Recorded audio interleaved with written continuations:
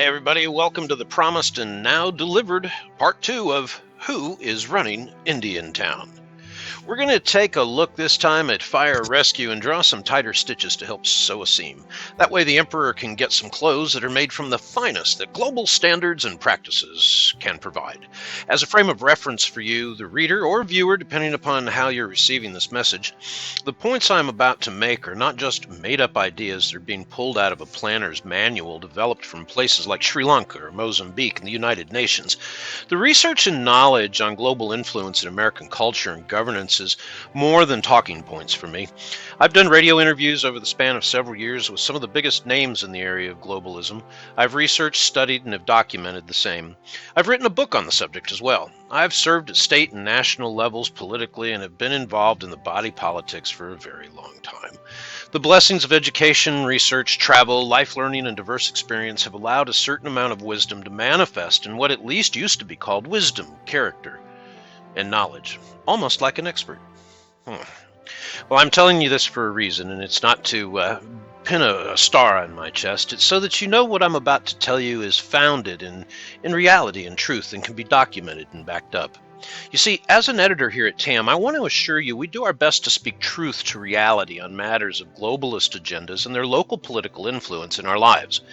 The globalist leftist way is not the only way, you know, especially if you're an American. That being said, we recognize at TAM that we're reaching a very large audience. We understand that we also are having impact in our world. Our effort will remain in truth, and we will use the words and ideas of those titles and matters we discuss to make our points. With that said, let's cut to the chase and talk fire rescue in the village of Indiantown and try and figure out who's really in charge of Indiantown. In reading the Friends and Neighbors of Martin County's newsletter and their quick take on the fire rescue, it seems like a good place for us to start too. We agree on with what Tom has stated and think that each council person should answer some questions surrounding their efforts. Here's a quote from the latest article from Tom, and I quote, "I began asking questions that individual council members should answer. The first question was whether the village would be providing a better level of service than existing. I do not see how that is possible, given what was presented. No one has claimed that they're receiving inferior service that needs to do better. So this can't be the reason to proceed." End quote. Another couple of important details are the email from Taryn, the county administrator. Again quoting, this time from Taryn, "Howard, I sent the presentation that was presented to your council on Saturday on fire rescue and options for service. I'm not sure why you continue to provide inflated numbers to your council on what the county collects via ad valorem taxes from the taxable values in Indiantown. It's roughly $5.3 million, not the $5.9 that your consultant is reflecting in his presentation. Could you please use factual numbers instead of inflated ones? Thank you, Taryn, County Administrator, McBOCC." Then there's a letter sent from Janet Hernandez, current mayor of the Indiantown Village, to the chair of the Martin County Board of County Commissioners, Miss Stacy Hetherington. In that letter, Janet states, and I quote, "Over the past year, the village has worked with the Center for Public Safety Management, CPSM, a public safety consulting firm affiliated with the ICMA, to advise the village in evaluating its options." Where have we heard those four magic little letters before? ICMA. I wonder. When we say that Howard has his own agenda and it's an international, globalist, progressive, leftist, radical one, that is another step in the direction of how we get there. It is another stitch in the cloth that makes their clothes. Let's stay with that theme of acronyms and globalism for a minute, because this brings us to the financial portion of this equation. The next three letters we need to examine are the letter E, the letter S, and the letter G. Environmental, social, and governance criteria are increasingly popular ways for investors and people to be evaluated by companies in which they might want to invest or be invested in. Many mutual funds, brokerage firms, and robo-advisors now offer products that employ ESG criteria, and ESG criteria can also help investors avoid companies that might pose a greater financial risk due to their environmental or other social practices. In short, a company's ESG scores that does not align with the progressive green, social, racial, and environmental mandates will receive a bad score. What was the number one move on the plate of the current U.S. government? Keystone. I think if I remember right, oil bad, need clean energy. Coal bad, need clean energy. The ESG score will be coming for you and I and sit right next to you and soon replace your credit score. Your social justice score will mean as much as your credit worthiness. So why are we bringing this up? Well, Indiantown already has lost one power generation facility due to the ridiculous executive orders of Barack Hussein Obama. The new administration's mandates will have yet unforeseen consequences on the energy sector as a whole, in large part of which provides 85% of the funny money that Council and Howard are spending. Let me say that again. The energy sector in Indiantown brings you 85% of the funny money that Council and Howard are spending.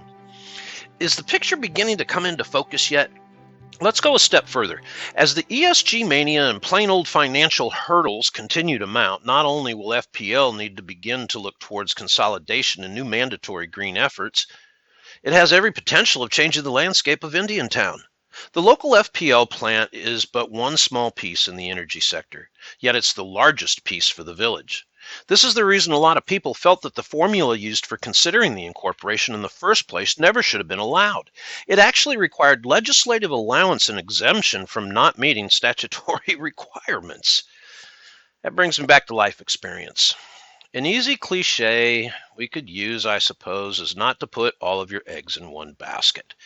Having founded, built, and sold two very successful businesses in Martin County, I can tell you that having a diverse revenue stream is a requirement for survival in economic downturns. While other businesses failed during the last downturn, we flourished. There are 3 council members that do not own any real property. There is at least one, potentially more council members that live in taxpayer-subsidized housing. No strikes against them, but please do not expect us to sit and listen to fables and tales from the mouths of babes in taxpayer-dependent lifestyles. There are no unicorns. The rush to consideration on this maneuver for fire rescue is really astounding. A field trip and a hurried planning session for the sunshine coverage, and bam! Does everyone realize that once the village is on the hook for this, that there'll need to be new salaries, new vehicles, increased benefits, more budget pressure, more personal kingdom building? We've seen this play out for the past 2 decades with the Martin County Board of County Commission and fire rescue, as well as some memorable battles with Bob Crowder over the years. Their budgets never shrink. The perceived needs get bigger, and the requirement for revenue does too. So where's the money come from? You. If you are a property owner, you will be assessed when the time comes for the need for more. If you rent from a property owner, they'll pass it on to you, the renter. They can raise sales taxes in the village. They can assess a municipal golf tax to every round at Indianwood if they need to or desire to. This idea of fire rescue should be tabled, if for no other reason than to assess the near future needs for the water treatment facility. You see, estimates range from 12 to 16 million is needed in upgrade and repair in the next couple of years, just to get properly operational. Did you hear any of that when the discussion about the buy-in was taking place? Neither did we, and that's kind of our point with fire rescue. What will be required when the fire rescue unionize? What will be required for dispatch? What will be required to pay Martin when they have to cover because you're busy? What if FPL says that they've had enough of your gamesmanship and kingdom building and get cold feet? Will they annex out?